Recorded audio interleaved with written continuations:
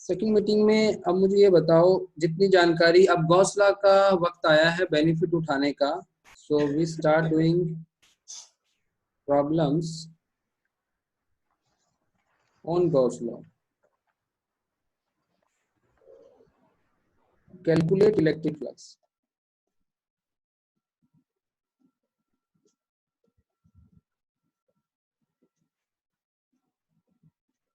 ये टॉपिक है हमारा डिस्कस करने का। सबसे simplest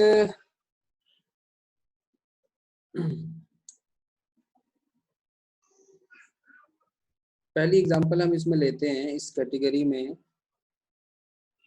if I have a cube suppose 5 microcoulomb और ये गॉसियन सरफेस है मेरे पास, so what will be the flux associated with Gaussian surface?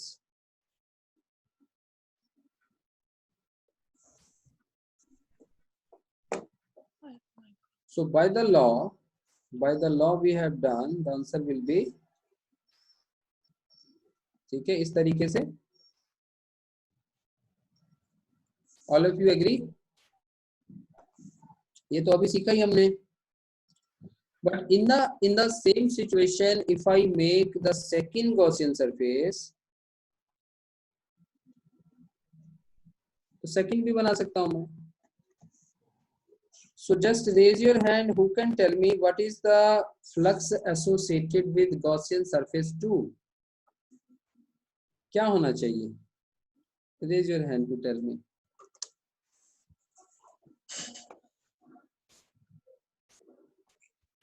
या मैसेज करो। क्या सेम होना चाहिए, डिफरेंट होना चाहिए? जिनको लगता है सेम होना चाहिए वो सेम लिख के भेजो, डिफरेंट वाले डिफरेंट लिख के भेजो जल्दी से।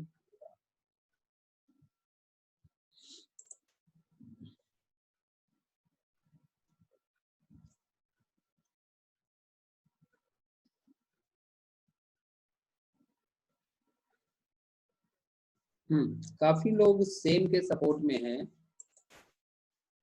ओके, बहुत अच्छे भाई। जो सेम की सपोर्ट में है वो ये एक ही लॉजिक लगा रहे हैं बार बार कि गॉस लॉ हमें ये कहता है कि जिस भी सरफेस का फ्लक्स निकालना है उस सरफेस के अंदर कितना चार्ज एनक्लोज है वो देख लो।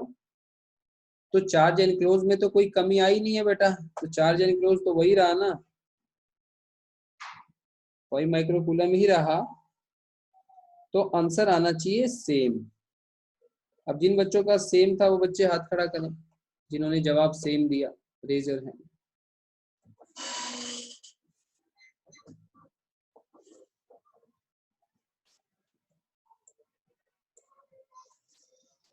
ठीक है, ओके। अब example number 2।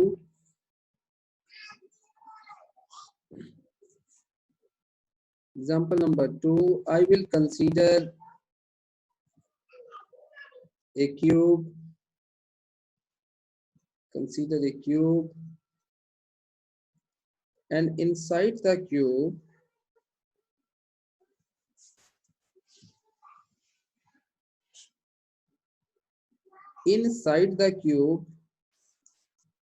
if at the middle point of the diagonal, ठीक है, if at the middle point of the diagonal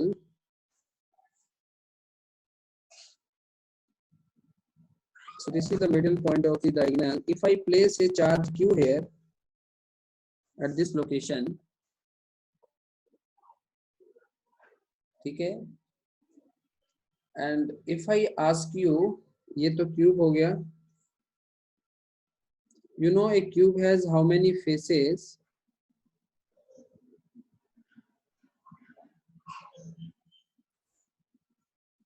A cube has 6 faces.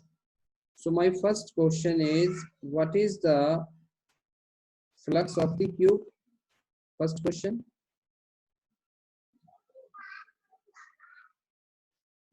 Second question, what is the flux associated with one face?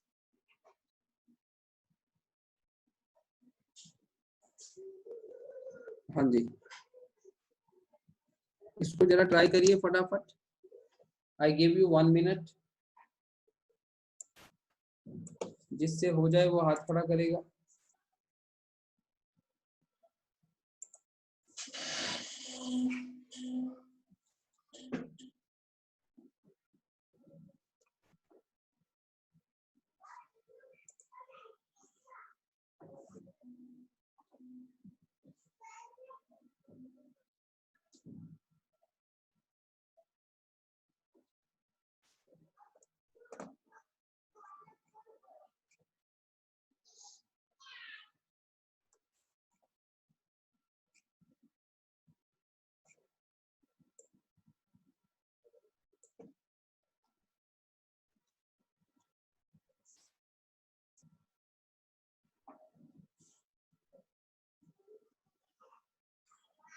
हाँ जी, पहला part किससे हो गया? First part के लिए हाथ खड़ा करो।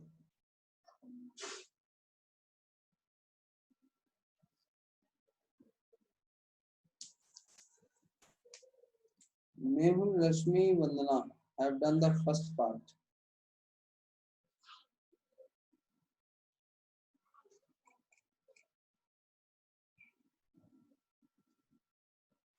सार्थक also, अनामिका also. भाई बबीता, अक्षिता, टाइम क्यों लग रहा है? फर्स्ट पार्ट में तो बिल्कुल इजी है।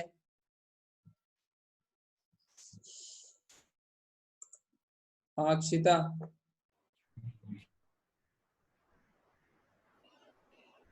अक्षिता टाइम क्यों लगा फर्स्ट पार्ट में? सर हैंड रेज नहीं हो रहा था। बबीता से हो गया first part? Yes, sir.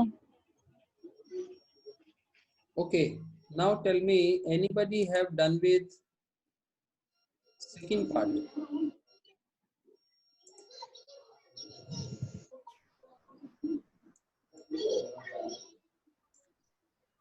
Second part बहुत अच्छा है। तो ओके ओम भट्ट, कैसे होना चाहिए?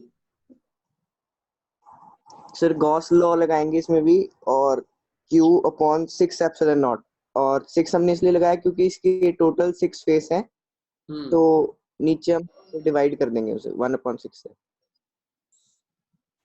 अच्छा, अनामिका आप समझाइए।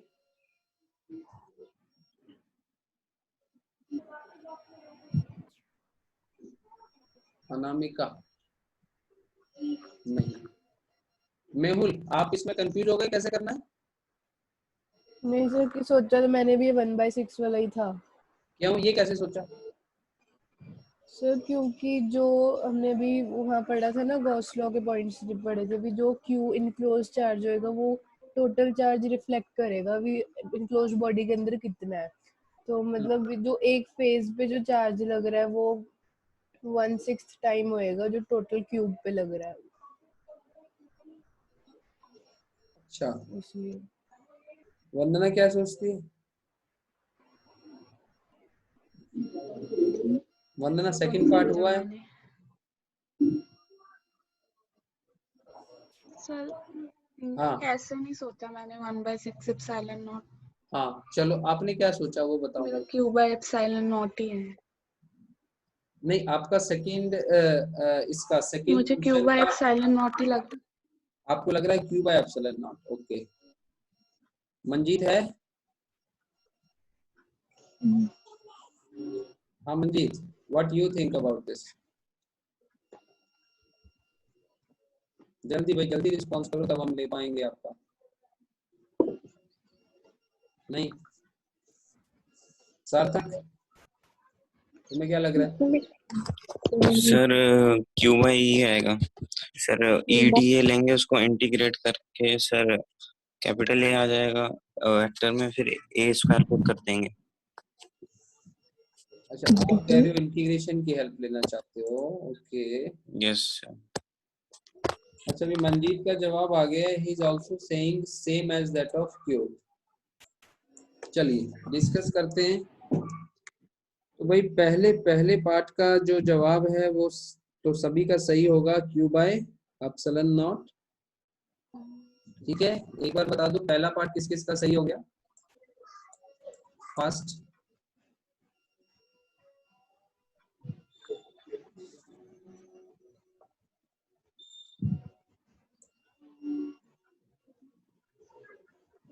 पहला पार्ट तो सभी का सही होना चाहिए, देयर इज नो इशू। अगर आप ध्यान से सुन रहे हैं आज की क्लास को, so we have done so many examples, ठीक है। तो ये तो बिल्कुल इजी पोर्शन हो गया इसे समझना। उसके बाद आइए वन फेस वाले कंसेप्ट को समझें। तो मेरे को ये बताओ कि पहले आप ना जो फ्लक्स है उसकी बेसिक डेफिनेशन में जाओ। तो मैंने क्या समझाया था, flux is nothing but physically the number of field lines associated with the given surface. अगर आप क्यूब की बात करते हो तो आपको पता है इस क्यूब से जो फील्ड लाइंस हैं वो हर डायरेक्शन में निकलेंगी, एग्री? Yes sir. हर डायरेक्शन में निकलेंगी। ओके, तो अब यहाँ पे पहला सवाल ये हुआ कि अगर इसकी फील्ड लाइन हर डायरेक्शन में निकल रही है तो ये जो फील्ड लाइंस हैं इसकी, ये हर सरफेस के साथ एसोसिएट हैं, ठीक है। तो अगर मैं एक फेस की बात करूं तो आप वैसे ही चेक कर लो बेटा जी, एक फेस के साथ 3 फील्ड लाइंस एसोसिएटेड है, ठीक है ना। अगर मैं इसको यूनिफॉर्मली भी ड्रॉ करूँ ना, मतलब इसकी नंबर ऑफ फील्ड लाइंस मान लो मैंने टोटल हर डायरेक्शन में कोई मैंने डिसाइड कर ली 100 डिसाइड कर ली, तो वो 100 लाइंस क्यूब के साथ एसोसिएट मानी जाएंगी, पूरी क्यूब के साथ, यस और नो? अगर मैंने 100 सपोज की तो वो पूरी क्यूब के साथ एसोसिएट हो गई। तो एक फेस के साथ तो बेटा 100 तो नहीं होगी, एक फेस के साथ तो 100 से तो कम ही होगी ना। Yes sir. तो पहला सवाल तो ये हो गया कि जिनको लग रहा है Q by epsilon not he answer होना चाहिए, वो तो सीधा ही गलत हो गए इस लॉजिक से, यस और नो? हाँ वंदना, पॉइंट आगे समझ में ना? Very much clear with the logic, physical interpretation of electric flux कि एक फेस के साथ तो फील्ड लाइंस कम ही हो जाएंगी, तो फ्लक्स तो सेम तो किसी हालत में नहीं रहने वाला, फ्लक्स डिक्रीज हो जाएगा। अब सवाल ये है कि क्या वो 1/6 तो होगा टोटल का? तो इसको समझने के लिए हमें ये ध्यान देना है कि क्या सारे फेसेस इस क्यू से इक्विवेलेंट हैं क्या, ये बताओ मुझे। यस है ना, सारे फेसेस इक्विवेलेंट है, क्योंकि मैंने कहा है क्यू कहाँ प्लेस होगा, डायगोनल पे होगा, और डायगोनल इंटरसेक्शन इक्विडिस्टेंस होता है सारे फेसेस के लिए, क्लियर? तो उस लॉजिक से आप बहुत क्लियरली ये कह सकते हो कि भाई five of cube is cube by epsilon not, और ये फाइव ऑफ द क्यूब को आप 6 into 5 ऑफ द फेस कह सकते हैं।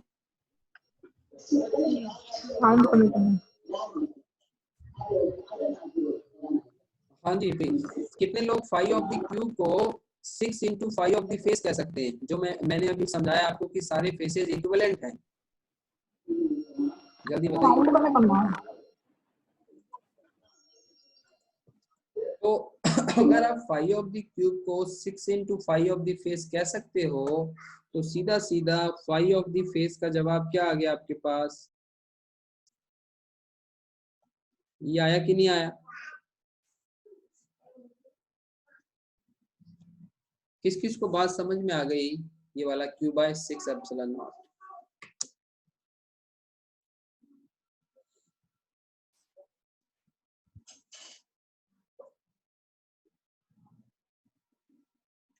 ठीक है, ओके। तो अब आपको एक और मैं पॉइंट याद दिलाऊं, सॉल्यूशन यहाँ ऊपर कर दिया हमने साथ के साथ। हमने कहा था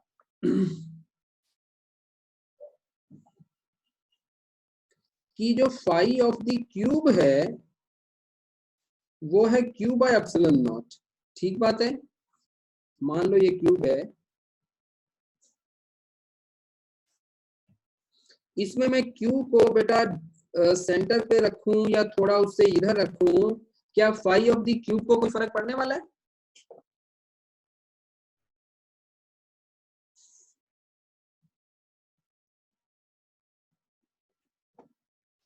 जल्दी बताओ। अगर मैं यहां सेंटर से उठा के क्यू को कहीं भी आगे पीछे में शिफ्ट कर दूं, फाई ऑफ द क्यूब को फर्क पड़ने वाला है या नहीं पड़ने वाला है? अपने जवाब मुझे भेजिए। Om Bhatt saying no, Mehul no, Sarthak no, Vandana no, Vineet no. Definitely कोई फर्क नहीं पड़ने वाला। हमने इंपॉर्टेंट पॉइंट्स में भी पढ़ा था कि क्यू कहीं भी हो सकते हैं, क्लोज सरफेस का फ्लक्स चेंज नहीं होगा। पर मुझे ये बताओ, क्या फाई ऑफ द फेस को फर्क पड़ेगा? If I change the position of Q inside, क्या फाई ऑफ द फेस को फर्क पड़ेगा? आप बताओ भाई। अब धमाकेदार क्वेश्चन।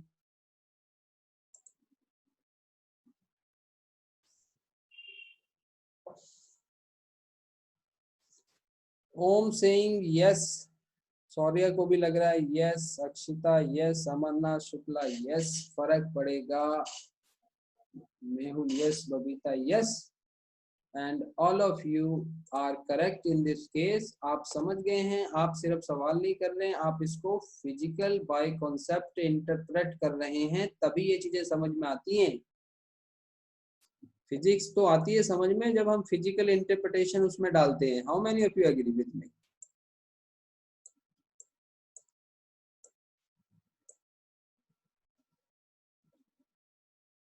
ठीक है भाई, ओके। बाकी कैलकुलेशन का काम तो उसने कर देना है, जो आपकी मैथमेटिकल स्किल्स हैं। फिजिक्स वाला काम तो इंटरप्रिटेशन से ही होता है, और लॉज को अच्छे से समझ लो, हो गया काम फिजिक्स का। तो definitely phi of the face will change. तो इनका इसका ध्यान रखेंगे कि ये क्यू की पोजीशन को रख के हमसे क्या पूछा जा रहा है। अब आइए, अब एक डिफरेंट सिचुएशन में जाते हैं। Example number 2, example number 3. If I take a hemisphere और उस हेमिस्फेयर के जो सेंटर है, अगर वहां पे एक मैंने क्यू ले लिया, ये सेंटर पे रखा है रिमेंबर, और ये है हेमिस्फेयर, और आपसे मैं पूछूं calculate the flux with hemisphere, तो जल्दी से आप इसको करिए सॉल्व।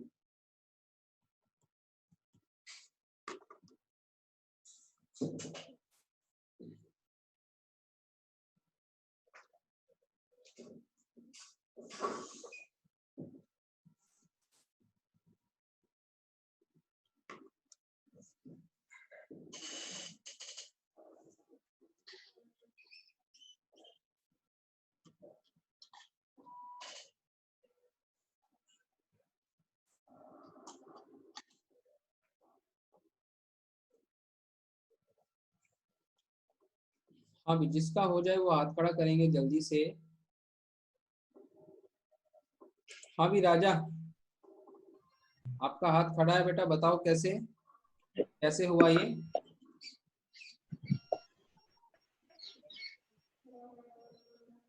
कपिल कैसे हुआ?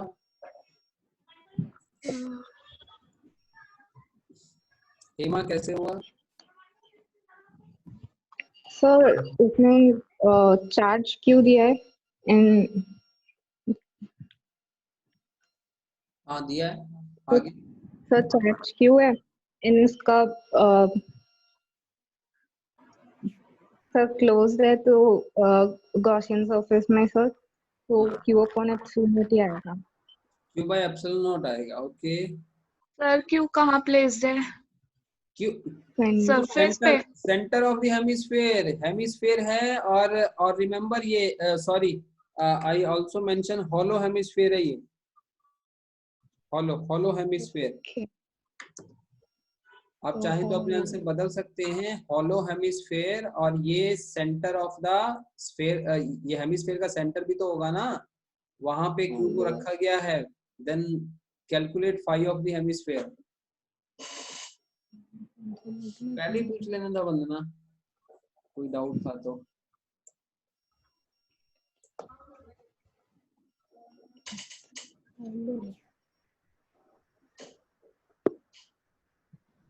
जल्दी जिसका हो जाए बताओ जल्दी मेरे को।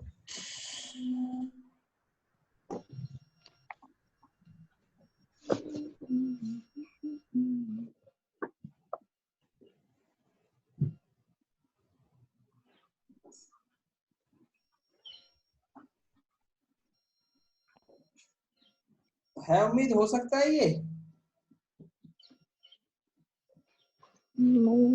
हाँ मेहुल, कुछ हो रहा है इसका कि नहीं? नहीं, मेरे से तो नहीं हो रहा। नहीं हो रहा। हाँ वंदना, हो रहा है? नहीं सर, ये हॉलो हेमिस्फेयर है। नहीं हो रहा। ओके, पर भाई जवाब आ चुका है। विनीत के लिए ताली बजा दो, और अमरनाथ के लिए भी। Very good, they have given जवाब द बताओ करेक्ट सर। आंसर।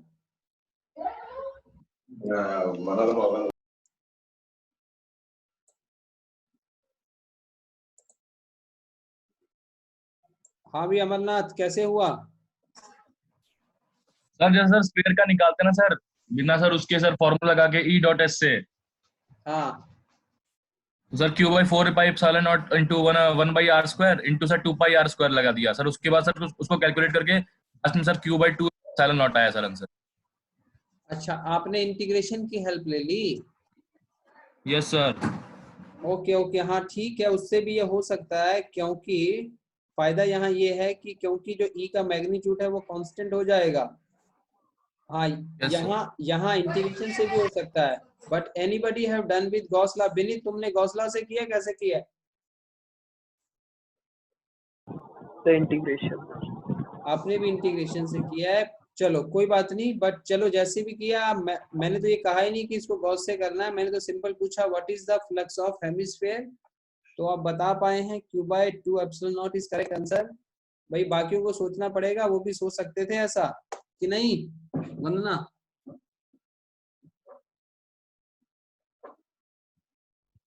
वंदना, मेहुल, सो सकते थे? Yes sir. हाँ, आज दूसरा झटका लगा है वंदना को, बट आई होप कि वो टेस्ट वाले दिन झटका देगी सबको। हाँ okay, so phi of the hemisphere को चलो गॉस लॉ से डिस्कस करते हैं। गॉस लॉ से डिस्कस करते हैं इसको। भाई गॉस लॉ से भी ये हो सकता था आसानी से, समझ में नहीं आया आप क्यों नहीं आपको ये क्लिक हुआ।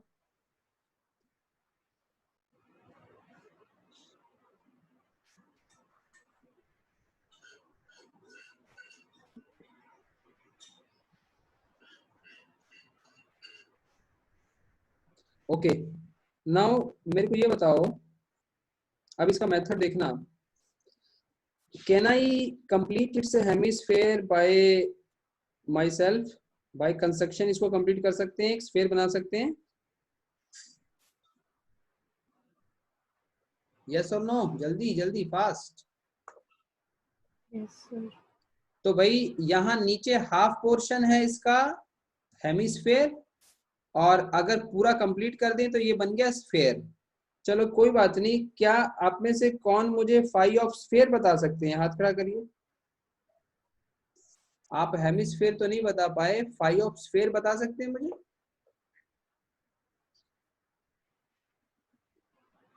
जल्दी जल्दी, हाँ धीरज आप बोलिए, क्या आएगा phi of sphere? Sir Q/4ε0। भाई साहब 4 कहाँ से आ गया? सर 5। नहीं 5 भी कहाँ से आया? रश्मि, रश्मि क्या आएगा? फाई ऑफ द स्फेयर क्या आएगा? Q/ε0। ओके गुड, Q/ε0 आएगा ना। गॉस लॉ लगाओ आप, स्फेयर को आप गॉस से मानेंगे तो उसके अंदर कितना चार्ज एनक्लोज है? Q है, तो यही आना चाहिए। सर मेरा एक डाउट है। हाँ बोलो। सर जो गॉसियन सरफेस है वो बाहर से क्लोज्ड होना से अंदर से हॉलो हो सकता है? हाँ हाँ हाँ हाँ, हाँ। उसकी टेंशन नहीं तो है। ही नहीं आया था मेरा। उसकी तो टेंशन काफी नहीं करना है। था। ये एक क्लोज सरफेस है, ये अंदर खाली हो भरा हो, आप इसके क्लोज्ड के स्टेटस पे थोड़ी ना कोई फर्क डालोगे। बोलो ठीक है? हाँ, खाली हो भरा हो वो कहलाएगा क्लोज सरफेस ही कहलाएगा। Okay, so now everyone clear with this. अब बताओ आगे का रास्ता किसको पता चल गया मैं क्या करने वाला हूँ? ऑफ करने वाले। मैं ये करने वाला हूँ क्योंकि आप देखो जितना फील्ड लाइन ऊपर जाएंगी उतनी नीचे जाएंगी। मानते हैं आप इस बात को? तो बेटा इसका मतलब कि ये जो फ्लक्स है ये आसानी से twice into phi of the hemisphere में टूट सकता है। टूट सकता है या नहीं? Yes sir. तो ये जजमेंट आपको करना पड़ेगा कि किस सिचुएशन में ये टूट सकता है, किस में नहीं। याद रखना, अगर ये क्यू यहाँ सेंटर से हिला इधर उधर तो फिर सिमेट्री की प्रॉब्लम आएगी आपको। तब आप ट्वाइस इनटू फाई हेमिस्फीयर नहीं कह सकते। यस और नो? यस। हाँ, तो उस हिसाब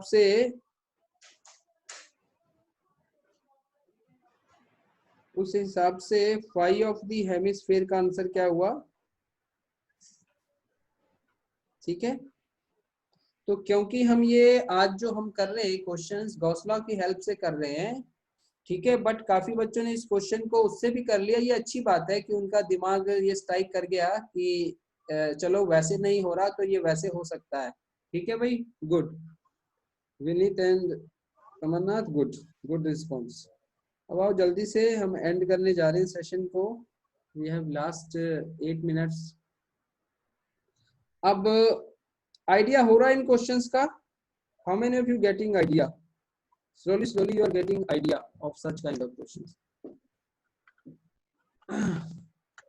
ठीक है। अब देखो, अब मैं एक ही सिचुएशन में ना आपको बहुत सारी बातें बताता हूं।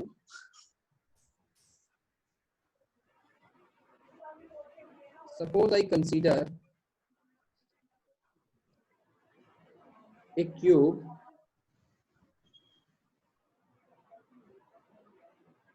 if I consider a cube,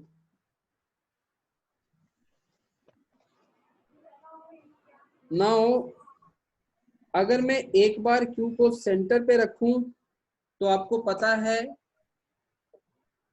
कि उसका फ्लक्स अलग हो जाएगा। चलो इसका नाम ही हम अलग अलग डाल देते हैं। अगर बिल्कुल मैं सेंटर पे रखूं तो वो Q1 है। अगर मैं एक चार्ज को, चलो उससे ज्यादा आपको कंफ्यूजन हो सकती है, इसलिए I make it just simple. एक क्यू बनाते हैं और नेक्स्ट केस में इसको कॉपी कर लेते हैं।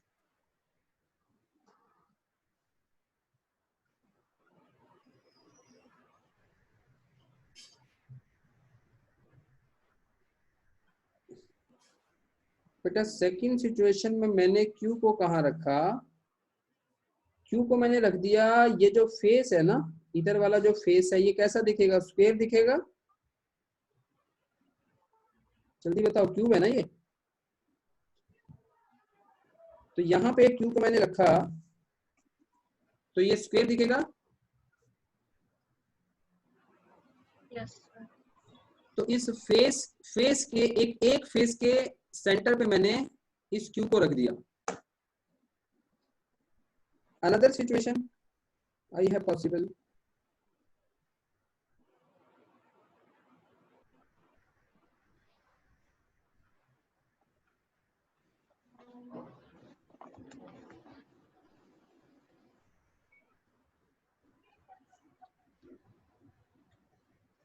और क्या सिचुएशन पॉसिबल है? This is the first case, this is the second case, third and the fourth case. एक बार मैं क्यू को रखता हूं बेटा एक एज के ऊपर, एज के मिडल पॉइंट पे। एक बार मैं क्यू को रखता हूं बिल्कुल इसके वर्टिसेस के पॉइंट के ऊपर। ठीक है, पता चल गया चारों केस? चारों केस की सिचुएशन समझ में आई है आपको? आपको पता है कि चारों केस में जो फ्लक्स है वो अलग अलग आने वाला है। How many of you agree?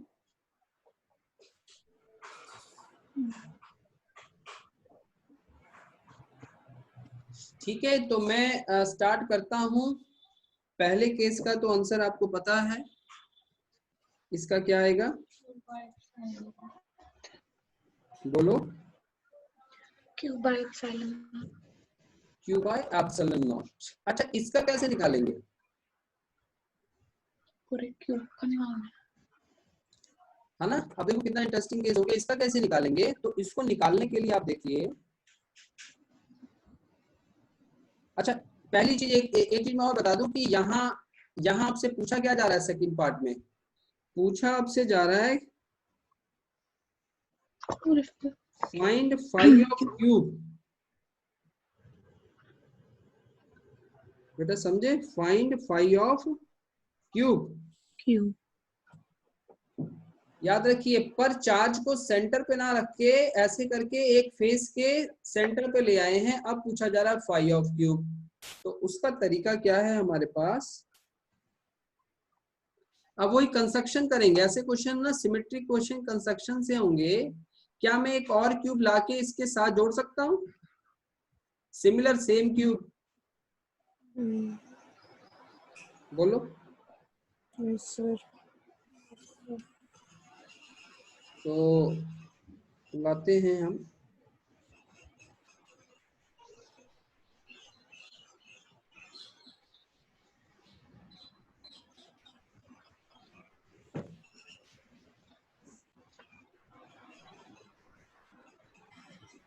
Technology का पूरा यूज किया जा रहा है।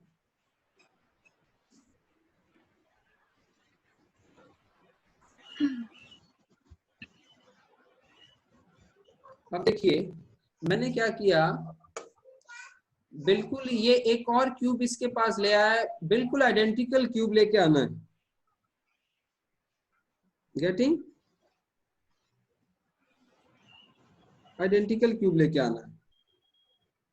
और उसको लाने के पीछे पर्पस क्या है बेटा? ये क्यू एनक्लोज हो चुका है, ये बंद हो चुका है इस दोनों क्यूब के अंदर। How many of you agree? ये जो क्यू है ये दोनों क्यूब के अंदर एनक्लोज हो चुका है। तो आप में से कितने बच्चे मुझे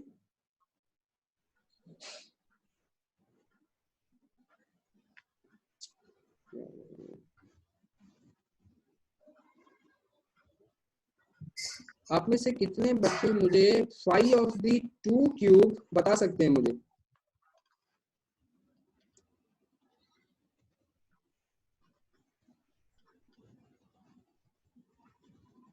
हाँ जल्दी बोलो। Phi of the two cube.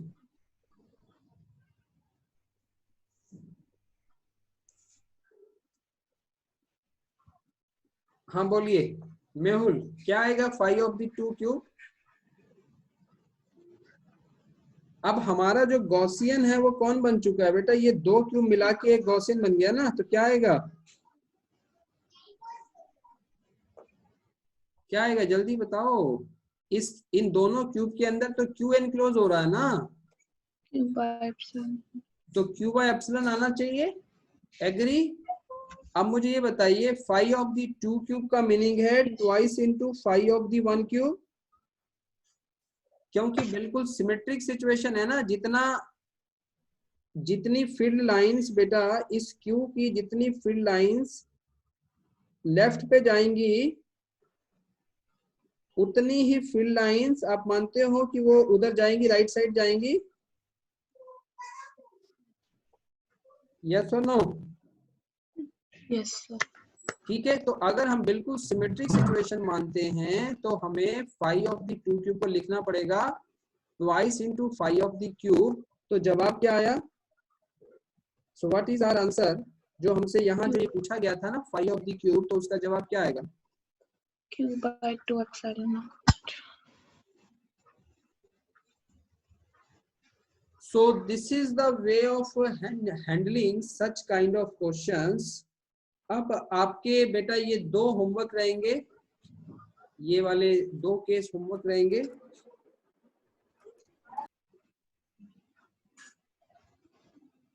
तीसरा और चौथा केस। और इनमें निकालना क्या है? इसमें भी फाई ऑफ द क्यूब ही निकालना है और इसमें भी फाई ऑफ द क्यूब निकालना है। अब वो सोचना है कि आपको क्या कंस्ट्रक्शन करनी पड़ेगी ऐसा करने के लिए। ठीक है, तो आज के लिए इतना ही।